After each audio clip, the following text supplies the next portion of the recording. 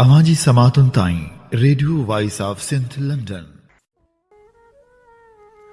6 March 2026 जुमे जे ॾींहुं programme मंज़रनामो साण करे आऊं अवांजी ख़िदमत में हाज़िर आवांजो पंहिंजो मेज़बान हबीब लगारी। प्रोग्राम जी शुरूआत में अवां लाइ इहा ई दुआ त शाल जितो हुजो सुख सलामती सां हुजो, कॾहिं बि ॾुखियो ॾींहुं न ॾिसो ऐं कॾहिं बि अव्हां जूं मुर्कूं मेरूं न थियनि। दुनिया जी कुंड कुड़छ में जिते बि रहो सिंध लाइ, सिंध वासियुनि लाइ ऐं दुनिया जे मज़लूम माण्हुनि लाइ जाखोड़ींदा रहो। शाल अव्हां जा ख़्वाब तइबीरनि सां लाव लही सघनि। प्रोग्राम मंज़रनामे में अॼु मुख़्तलिफ़ मंज़र शामिल हूंदा। अमेरिका ऐं ईरान वारी जंग बाबति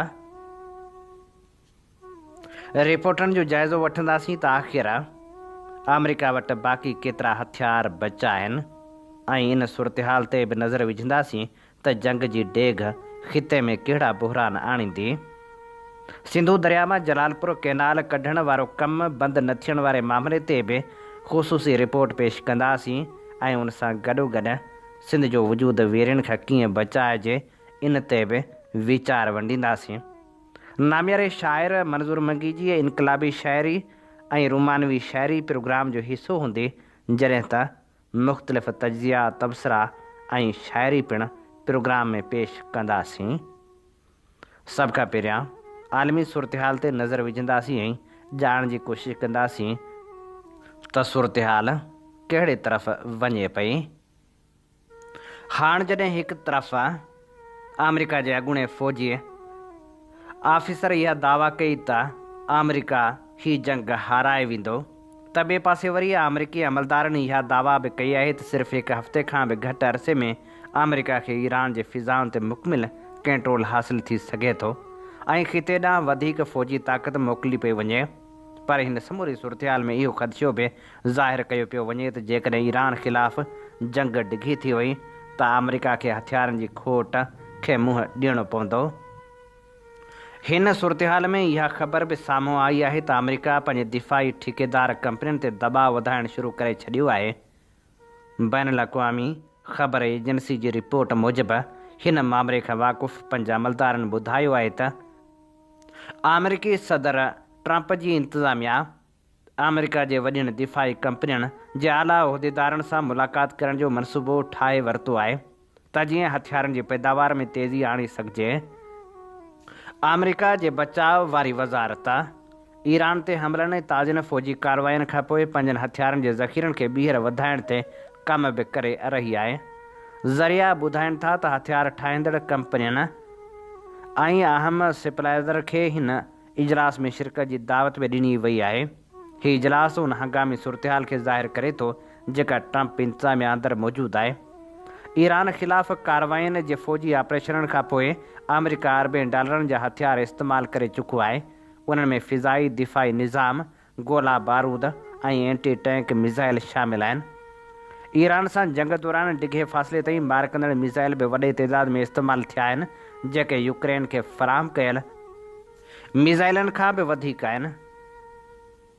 ज़रियनि मां हिकु शख़्स ॿुधायो त हिन इजलास जो मक़सदु हथियार ठाहींदड़ कंपनियुनि ते ज़ोर ॾियणु आहे त उहे पंहिंजी पैदावार वधाइनि ऐं उन लाइ तकिड़ा क़दम खणनि। उन खां अॻु सोशल मीडिया ते हिकु पोस्ट में सदर ट्रंप दावा कई हुई त अमेरिका वटि हथियारनि जो तक़रीबन लामहदूद ज़ख़ीरो मौजूदु आहे, जंहिंजी मदद सां केतिरियूं ई जंगियूं कामयाबी सां विढ़ी सघजनि थियूं। रिपोर्ट में वधीक चयो वियो आहे त वाइट हाउस में थींदड़ हीउ इजलास उन वक़्तु थी रहियो आहे जॾहिं अमेरिका जे नाइब वज़ीर दिफ़ा तरफ़ां पेंटागून लाइ लॻभॻि 50 अरब डॉलर जी इज़ाफ़ी बजट जी दरख़्वास्त तयारु कई पई वञे, जेका शायदि अॼु ताईं पेश कई वञे। हीअ रक़म ताज़नि तकरारनि दौरान इस्तेमालु थियल हथियारनि जी जाइ भरण लाइ ख़र्च कई वेंदी। अलबत्ता इहा इब्तिदाई रिपोर्ट ऐं इब्तिदाई काथो आहे, उन में तब्दीली बि थी सघे थी। अमेरिका पारां हथियारनि जी पैदावार वधाइण जूं कोशिशूं उन वक़्तु वधीक तेज़ थी वियूं आहिनि जॾहिं ईरान ख़िलाफ़ु फ़ौजी कार्रवाई शुरू कई वई।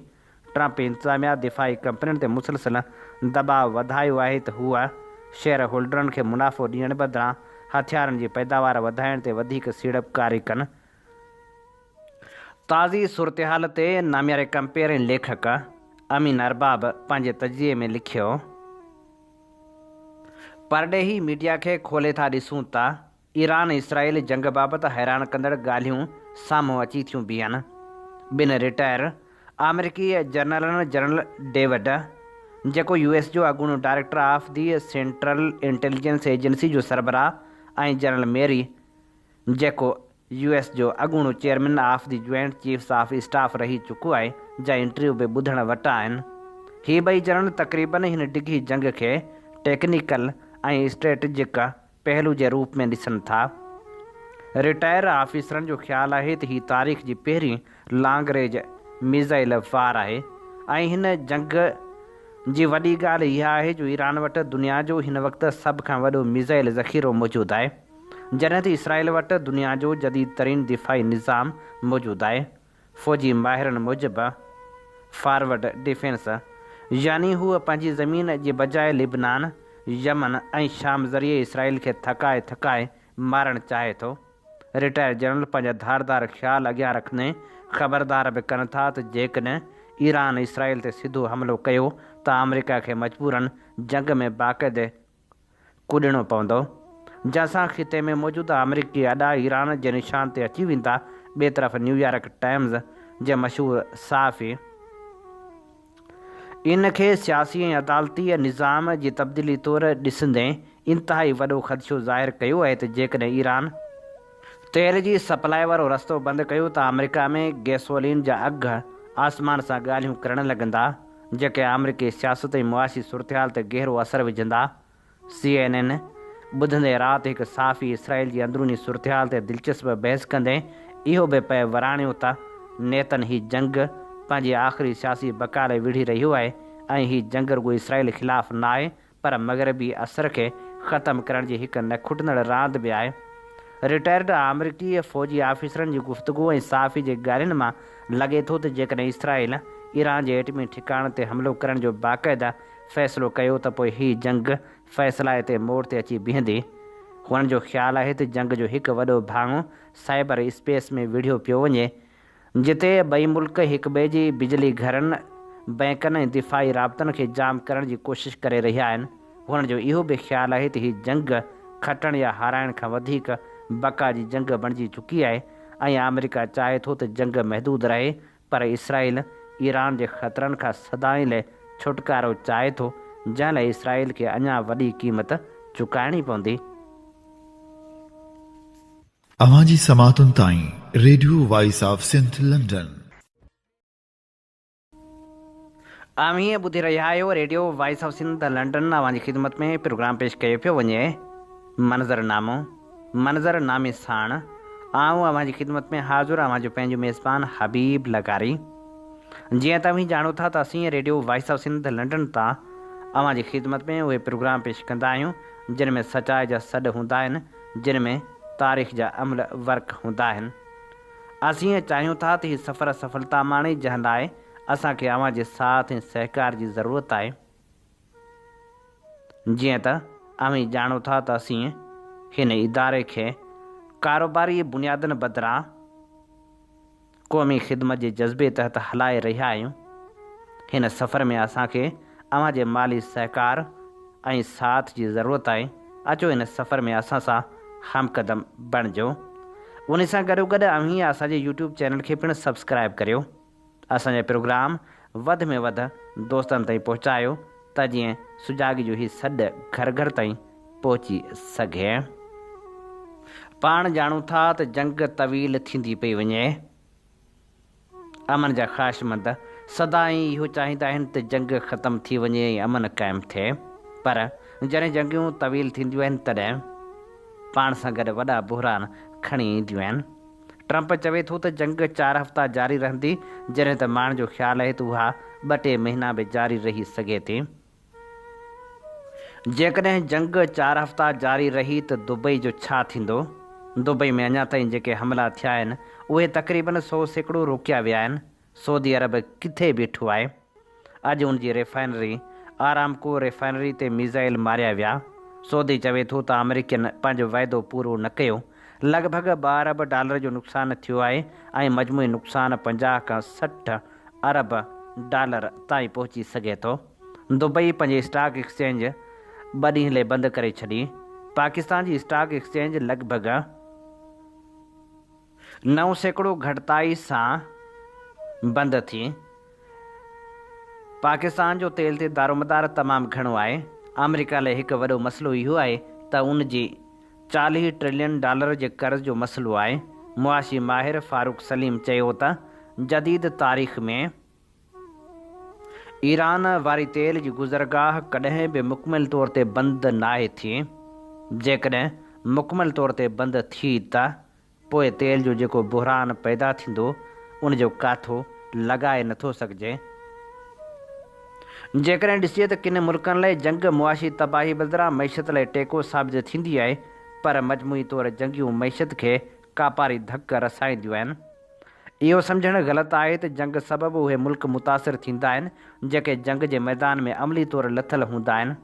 हीअ दुनिया कंहिं न कंहिं रीति ॻंढियल आहे, उन करे जंग किथे बि हुजे उन जा मुआशी असर हर निढे वॾे मुल्क ते पवनि था, छाकाणि त दुनिया जी मैशत जा रस्ता कंहिं न कंहिं रीति हर मुल्क जे सरहदनि सां ॻंढियल हूंदा आहिनि। अहिड़ी रीति जॾहिं जंगियूं लॻनि थियूं त पहिरियों वार मैशत ते थींदो आहे। उहे मुल्क जेके मुआशी तौरु कमज़ोर हूंदा आहिनि वेतिरा कमज़ोर थी वेंदा आहिनि। वॾियूं वॾियूं कारोबारी कंपनियूं माली तौरु पट पइजी वेंदियूं आहिनि। तंहिं करे जंग जो टरणु बहितरु आहे, या जेकॾहिं जंग लॻी वञे त उनखे तुर्त ख़तमु करणु बहितरु हूंदो आहे। हिन वक़्तु ईरान अमेरिका जंग हलंदड़ आहे। उन जंग सबबु मुल्कनि में मुआशी तौरु ॿाड़ाई थी रही आहे। उहा ॿाड़ाई आम माण्हू ते असरअंदाज़ थींदी आहे। उनखां सवाइ शयुनि जी रसद पिणु बंदि थी वेंदी आहे। पाकिस्तान में पिणु उन जंग जा असर ज़ाहिर थियणु शुरू थी विया आहिनि। पाकिस्तान हूअं मुआशी तौरु हिकु सॻो मुल्क कोन्हे। IMF जे कर्ज़ ते पंहिंजी मैशत खे हलाईंदड़ मुल्क जेकॾहिं कंहिं जंग जी हालति में हुजे ऐं उलहंदी सरहद ते अफ़गानिस्तान सां जंग में मसरूफ़ हुजे ऐं ॿिए पासे आलमी सतह ते अमेरिका, इसराइल ऐं ईरान जी जंग हलंदड़ हुजे त पाकिस्तान जी स्टॉक एक्सचेंज ज़रूरु मुतासिर थींदी आहे। पाकिस्तान में मैशत हिन वक़्तु दॿाउ में वरितल आहे। कुझु ॾींहं अॻु 100 इंडेक्स हिकु ॾींहं में 9.5% ताईं किरी पिया ऐं 16,000 खां वधीक पॉइंटनि जी घटिताई सां मार्केट सख़्तु दॿाउ जो शिकार रही। असीं ईअं सम्झूं था त ईरान, अमेरिका ऐं इसराइल जंग खे जेतिरो जल्दी थी सघे ख़तमु थियणु घुरिजे, छाकाणि त हीअ जंग रुॻो ॿिनि टिनि मुल्कनि ताईं महदूद नाहे रहणी। ईरान जॾहिं तेल जी रसद रोकी आहे, जॾहिं तेल जी रसद रुकिजी वेंदी त पाकिस्तान खे बि तेल न मिली सघंदो ऐं हिन वक़्तु पाकिस्तान में लॻभॻि 28 ॾींहंनि लाइ तेल बचियलु आहे।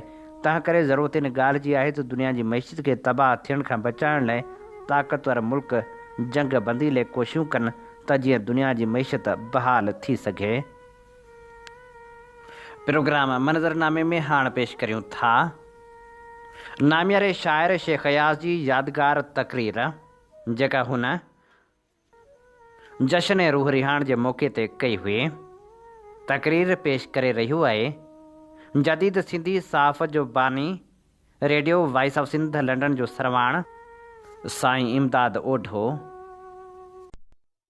ऐं तारीख़ जे तसलसल जा पासबानो, मुंहिंजा रफ़ीक़ो, तरक़ी पसंद अदीबो, सिंधड़ीअ जा सपूतो, हीउ दौरु तारीख़ी दौरु आहे जो सिंध सदियुनि में न करे सघी हुई, उहो अव्हां कुझु सालनि में करे ॾेखारियो आहे। अव्हां जे शेर ऐं अदब पंहिंजी तारीख़ ऐं सक़ाफ़त सां भरपूर मोहबत करे जंहिं क़ौमी शऊर खे उभारियो आहे, हिन लाइ मुस्तक़बिल जी तारीख़ अव्हां जी अहसानमंद रहंदी। अव्हां फ़न ऐं अदब में जा इज़हार जी आज़ादी ॾेखारी आहे ऐं इन आज़ादी लाइ जा क़ीमत अदा कई आहे। इन जो मिसाल पूरे बरे सग़ीर जे अदब में किथे बि न आहे।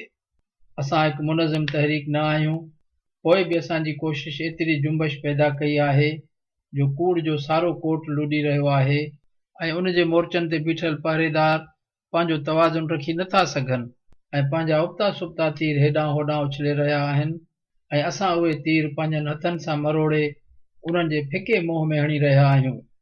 तारीख़ जी धारा खे कोई बि विफली विलोर वञी अञा ताईं रोके न सघियो आहे।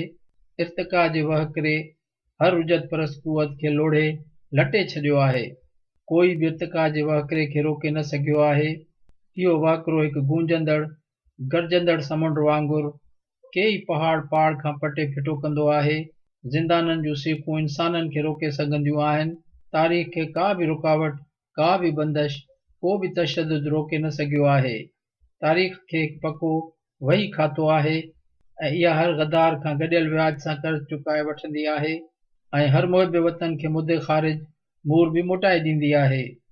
तारीख़ वटि देर आहे, अंधेर न आहे ऐं उन जी देग जॾहिं बि तपंदी आहे तॾहिं हर हराम खोर जी हॾी हॾी रिझी वेंदी आहे। तारीख़ दौर दौर जा केई लाश मुक़दस मुक़बरनि मां कढी उछलाए छॾिया आहिनि ऐं उन्हनि जे हॾावनि पिंजरनि खे चौंक चौंक ते लटकंदो ॾिठो वियो आहे। तारीख़ लाइ इहा नई ॻाल्हि न आहे त अॼु मुहिब वतन सुभाणे जो गद्दार लिखियो वञे ऐं अॼु जो गद्दार सुभाणे जो अज़ीम मुहिब वतन मञियो वञे। ऐं तारीख़ जे तसलसुल जा पासबानो, ऐं मुंहिंजी धरती जा सिर फिरिया इंसानो, तरक़ी पसंद अदीबो, सिंधड़ीअ जा सपूतो, अवां शेर ऐं अदब में, अवां पंहिंजे हर फ़नी तख़लीक़ में, पंहिंजी हर तहरीर ऐं तक़रीर में इंसानी अज़मत जो परचम बुलंद रखंदा अचो। हिकिड़ो कटिजी किरे त ॿियो हिन जे परचम खे हिन जे हथ मां वठी इन खे अॻे खां बि वधीक ऊचो करे अॻिते वधे। शेख अयाज़ 1 अप्रैल 1968 ते बसंताल हैदराबाद में जश्न रूह रियाण जी तक़रीब में शेख अयाज़ जी कयल इफ़्तिताही तक़रीर जो कुछ हिस्सो। ही असीं अवां जी ख़िदमत में पेश करे रहिया हुआसीं नाम्यारे शाइर शेख अयाज़ जी यादगार तक़रीर, जेका हुन जश्न रूह रिहाण जे मौक़े ते कई हुई। तक़रीर पेश करे रहियो हो जदीद सिंधी साफ़ जो बानी radio voice of Sindh London जो सरवाण साईं इमदाद ओढो। जीअं त अव्हीं ॼाणो था त असीं radio voice of Sindh London तां अवां जी ख़िदमत में उहे प्रोग्राम पेश कंदा आहियूं जिन में सचाई जा सॾ हूंदा आहिनि, जिन में तारीख़ जा अमल वर्क हूंदा आहिनि। असीं चाहियूं था त सफ़र सफलता माणे, जंहिं लाइ असांखे अवां जे साथ ऐं सहकार जी ज़रूरत आहे। अचो इन सफ़र में असां सां हमक़दम बणिजो। जीअं त अव्हीं ॼाणो था त असीं radio voice of Sindh London खे कारोबारी बुनियादनि बदिरां निज क़ौमी ख़िदमत जे जज़्बे तहत हलाए रहिया आहियूं। हिन सफ़र में असांखे अवां जे माली ताउन ऐं सहकार जी ज़रूरत आहे। अचो इन सफ़र में असां सां हमक़दम बणिजो। असां सां राब्तो करणु चाहियो त असांजे व्हाट्सअप नंबर ऐं ईमेल एड्रेस समेत समूरो पतो वेबसाइट ते मौजूदु आहे। उन सां गॾोगॾु प्रोग्रामनि जे बैनर ते पिणु असांजो समूरो पतो लिखियलु हुजे थो। असांजे यूट्यूब चैनल खे बि ज़रूरु सब्सक्राइब करियो ऐं दोस्तनि खे बि चओ त उहे सब्सक्राइब कनि। उन सां गॾोगॾु असांजे प्रोग्राम वधि में वधि दोस्तनि ताईं पहुचायो त जीअं सचा जही सॾ घर घर ताईं पहुची सघनि। ऐं हाणे सिंध जी ॻाल्हि कयूं ऐं सिंध सां थींदड़ नाइंसाफ़ियुनि जी ॻाल्हि कयूं। हिकु पासे वफ़ाक़ इहो चई चुको आहे त हाणे को बि कैनाल न ठाहियो वेंदो त ॿिए पासे वरी कैनालनि ते कमु जीअं जो तीअं हलंदड़ आहे। जलालपुर कैनाल ते कमु हले पियो। हू जेकॾहिं ॾिसिजे त पाणी रुगो कुदरती वसीलो न पर ज़िंदगी जी बका जो बुनियादी ज़रियो आहे।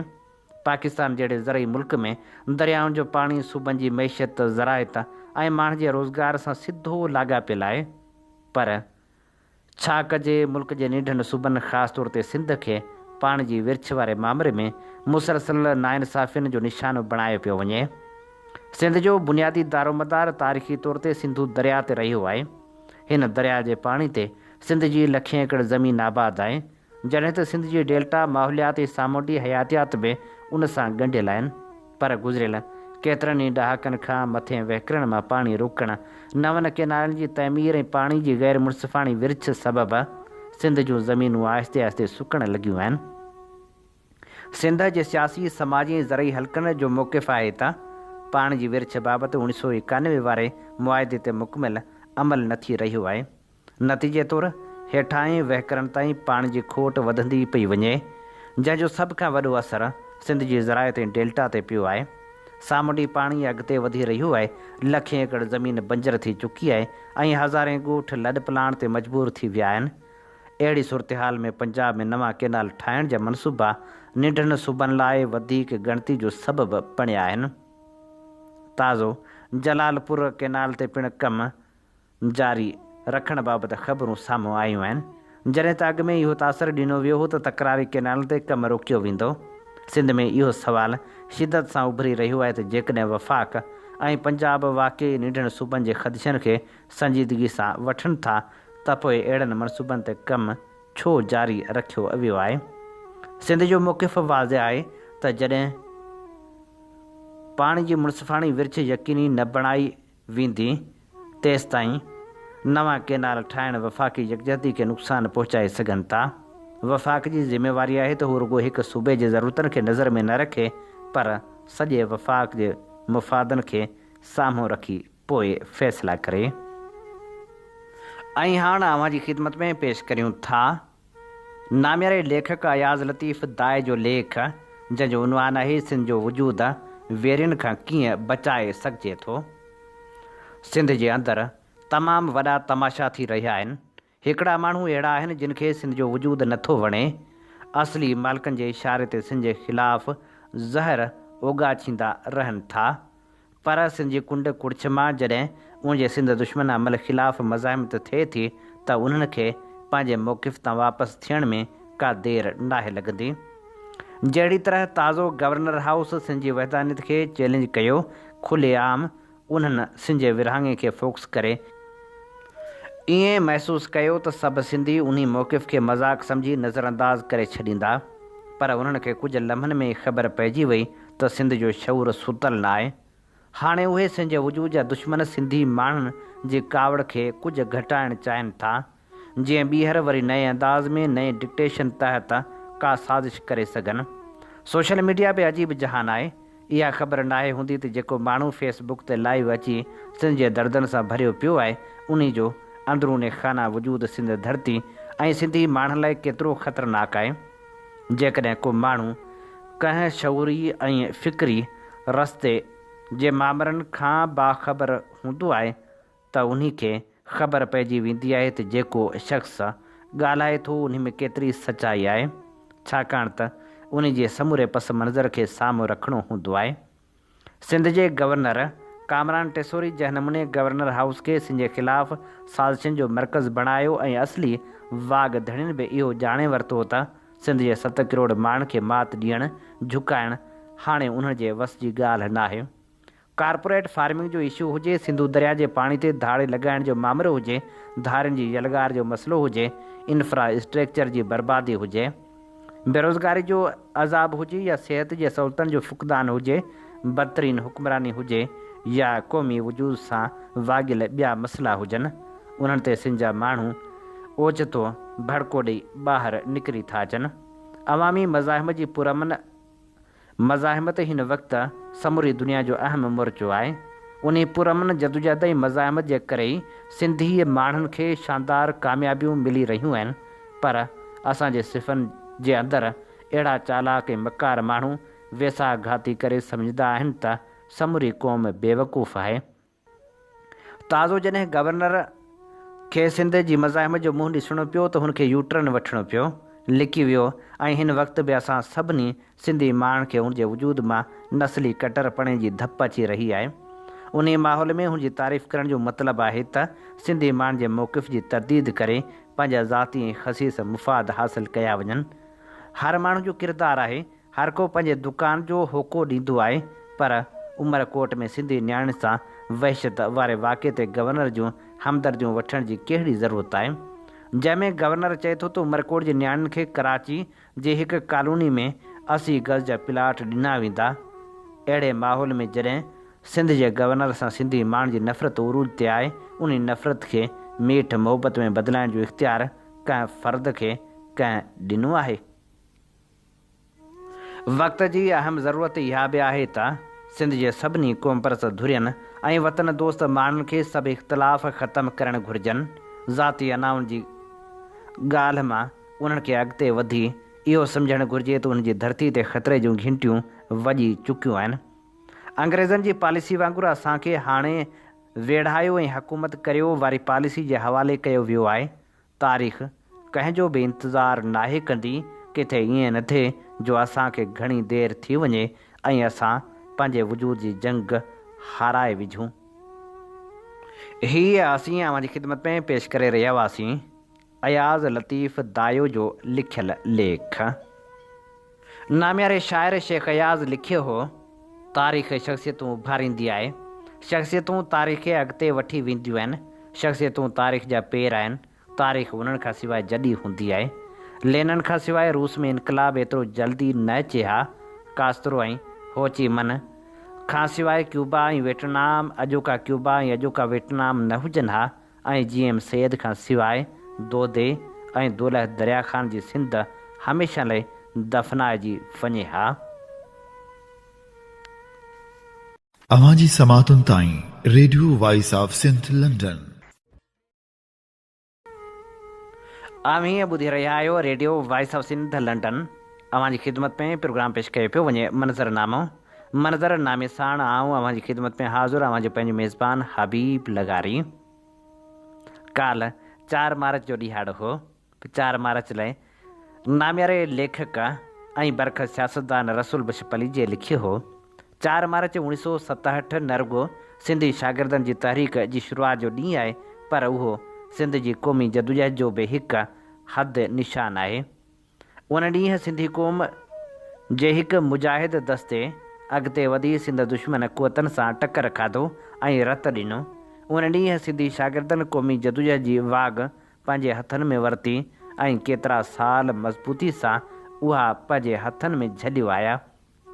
सिंधी शागिर्दनि जी उहा जदोजहद पाकिस्तान ठहण खां पोइ सिंधी क़ौमी जदोजहद जी 5 लहर हुई। उन खां अॻु 4 लहरूं उभरी चुकियूं हुयूं। उहे 4 लहरूं ही हुयूं: मोहतरम GM सैद जी अॻुवाणी हेठि किन थोरनि मुहबतनि पार्लियामेंट्री तरीक़नि सां सिंध दुश्मननि सां मुक़ाबिलो कयो।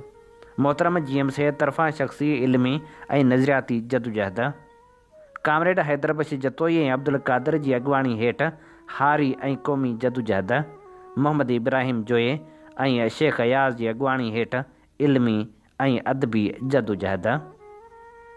हाणे पेश करियूं था सिलसिलो हिकु शाइर। अॼु असां अवां जी ख़िदमत में पेश करे रहिया आहियूं नाम्यारे शाइर मंज़ूर मंघी जी ख़ूबसूरत शाइरी। उहा शाइरी जंहिंमें प्यार मोहबत जूं ॻाल्हियूं त आहिनि ई आहिनि, पर सिंध जो दर्द बि समायल आहे। मंज़ूर मंघी लिखे थो: सॼी सिंध अॻवा, अमन प्यार अॻवा, फणियूं तेल सुरमा ऐं सींगार अॻवा, सिंधी न्याणियूं बालक बुढ़ा ॿार अॻवा, कलमकार उस्ताद फनकार अॻवा, ही शागिर्द हारी ऐं मज़दूर अॻवा, ही रेढार बकरार मेहार अॻवा, जबल समुंड पाणी सिंधू जा किनारा, बनियूं ॿार बंदर ऐं वापार अॻवा, दरसगाहूं मकतब कुले कुतब खाना, नज़रिया फ़िक्र फ़हम उफ़कार अॻवा, आ सिंधियुनि जी तारीख़ तहज़ीब अॻवा ऐं ॾाहर भिटाई जा किरदार अॻवा। ॿियो मंज़ूर मंघी मां छा छा ॿुधायां, हवाऊं फ़िज़ाऊं ऐं हुबकार अॻवा। चौतरफ़ हाण बरपा बशर थो ॾिसां, सिंध जो सुञ हर हिकु नगर थो ॾिसां, कुझु कलमकार का कहल कर क़ौम ते, छो त धरती धणी दर बदर थो ॾिसां, काल्ह कींझर में कुॾंदा हुआ जे कठे, सभु विढ़ियल पाण में से वगर थो ॾिसां, ही ज़ुल्म सरासर वॾो वयल आहे, गंदगी में गुलनि जो गुज़र थो ॾिसां, ज़िंदगी जे मसइलनि जो हल पेश कर, तुंहिंजी लिखणी में लेखक कटर थो ॾिसां, तुंहिंजी तरक़ी पसंदी वई लीका लंघे, तो मथां वहशतनि जो असर थो ॾिसां, जिन कुठा काल कूंदर ऐं असमत लुटी, पोइ बि तुंहिंजा से नूरे नज़र थो ॾिसां, सच ॿुधी रत छॾे छो वञे थो भला, तुंहिंजे चहिरे ते अहिड़ो पघर थो ॾिसां। रोज़ानो ही त रोल अचनि था, रोज़ानो ही त रोल अचनि था, साण खयों कशकोल अचनि था, केॾा सादा सूदा बणिजी चाढ़े मुंहुं ते खोल अचनि था, रूप मटाए तोता बणिजी बोलण मिठड़ा बोल अचनि था, ॼाण हवा खां आदम विछड़ियो, शैताननि जा टोल अचनि था, धरती दोज़ख थींदी हाणे, माओ ज़र पिस्तौल अचनि था, सुरंदा मुंहिंजे सिंधियड़नि ॾे, डोला वाडुख डोल अचनि था, छो मंज़ूर पियो था गांजो, जाॻो हींअरे होल अचनि था। वार सॼ वेचारा थी पिया, धारिया सभु घर वारा थी पिया, ॾोही आख़िर कंहिंखे चइजे, दुश्मन पंहिंजा सारा थी पिया, जिनखे पंहिंजो सम्झी वेठसि से ई अंदरि कारा थी पिया, पंहिंजा पंहिंजनि साण जो अटकिया, वेरियुनि खे अॼु वारा थी पिया, ॾींहं ॾिठे जो घर में धाड़ो, मारुनि लाइ मुझारा थी पिया, मज़लूमनि जो मास चकींदे मगर हाण मतारा थी पिया, अटकी अटकी हाय खॼनि था, साह बि ॼण तो धारा थी पिया, सचनि जे लाइ फायूं फटका विख विख ते वसकारा थी पिया, मारण जा मंज़ूर ॾुखारा नेण वही निसारा थी पिया। असांजे ज़हन में फॾो फ़साद फंद कोन्हे, असांजे मन अंदरि गारियूं गिला ऐं गंद कोन्हे, भले ज़माना असां ॾे छा बि चवंदो वत, हरू भरू बि दुनिया में सफ़ा को अंध कोन्हे।